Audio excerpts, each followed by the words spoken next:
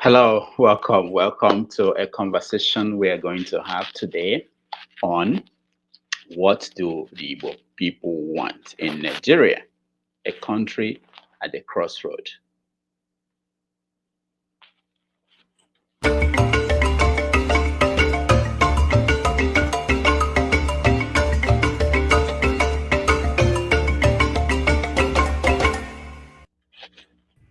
This is the 4th day of October 2022. Some of you have been asking how the election will affect the Biafra restoration next year, 2023. And this is what I have for you today.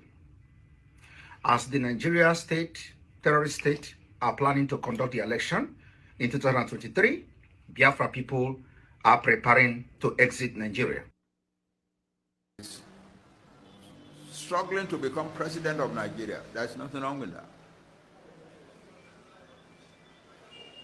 But we do not, because of him, collapse our struggle for the Yoruba nation. Just as we cannot ask him to collapse his own campaign for the Yoruba nation. So we have here two parallel lines in the same country. And the exiting Nigeria will start from stopping Nigeria election in Biafra territory. So we are going to fight to make sure nobody will vote in Biafra land. People, what we who are, because this is an intellectually very strong movement, what we who are handling the Yoruba self-determination struggle must do is so big, as I said, thoughtful, competent, and proper in the way we handle matters. We are taking our own destiny into our own hand.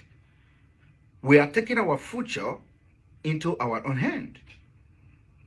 And in 2023, after we successfully stop the Nigeria from conducting an election in Biafra land, the door will be open.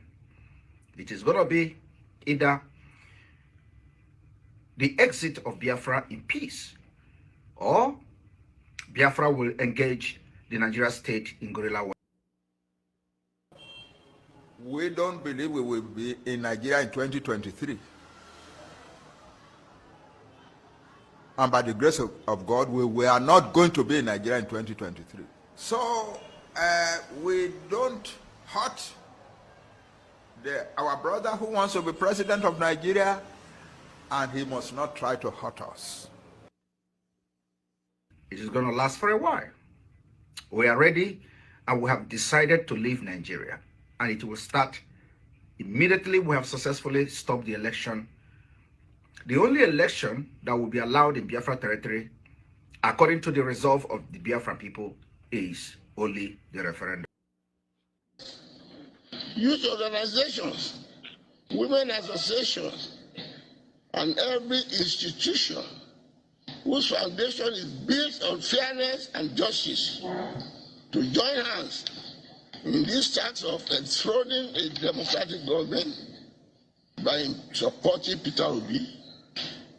If you are sincere and honest about keeping Nigeria together in peace, the slogan henceforth should be to keep Nigeria one, everybody should be obedient. 0100 hours this morning, a joint security team comprising the military, the police, and the DSS stormed the camp in Oda in Imo State and Lee community in Anambra State. Yeah, and when we got there, we noticed that the community has been deserted. these boys have taken over the community. They've carved out swaths of land for themselves, and that is a brand of insurgency.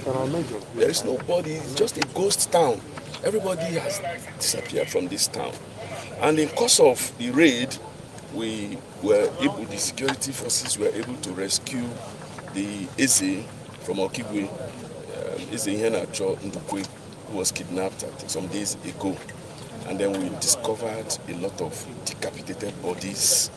And surprisingly, in the 21st century, we noticed that people practice cannibalism here, because we saw human flesh being roasted. So it was an eyesore.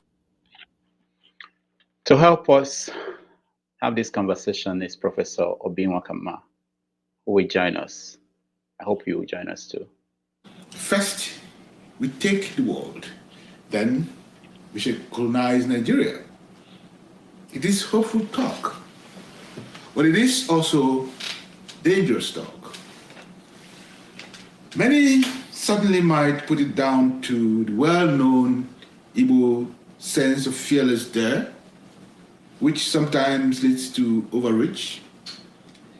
Some might begin to see the Igbo in the light of a colonial force, and some conspiracy that, quote, the protocols of the elders of Zion will soon begin to be fashioned against them, leading to a global blowback on a growing Igbo global presence. People are always afraid of insurgent youth and of insurgent people.